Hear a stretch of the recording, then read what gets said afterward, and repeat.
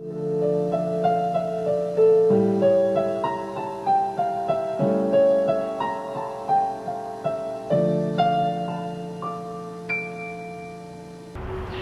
standing in front of the Calder family plot here, and I'm going to be talking about Sarah Calder.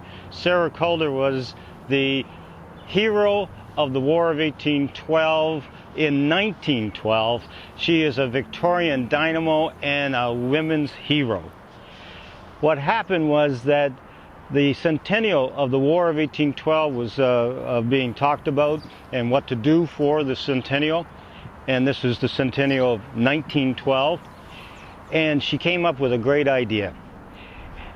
Being a Victorian woman, she could not really do anything without the men's permission. She went to the Wentworth Historical Society, which was run by men, and told them her idea. And her idea was to buy back the Gage homestead on the Battle of Stony Creek, turn it into a museum, and preserve the battlefield. They said, nope, we're not going to do that. We're going to put the monument at Smith Knoll, where the epicenter of the battle took place. And they were correct. That's where the cannons of the Americans were, and that's where the attack took place, and they captured the cannons, which saved Canada from the American invasion. She persisted. They finally said, yes, you can do it if you raise the money. So she raised the money, bought the property back, and before she did that, she turned it into the Women's Wentworth Historical Society, became the president of the Women's Wentworth Society, and bought the property. And the women turned it into a museum in 1899, and that's why we have the Gage Battlefield Homestead today. Preserve the battlefield for what it was the high water mark of the invasion of the Americans during the War of 1812. She didn't stop there.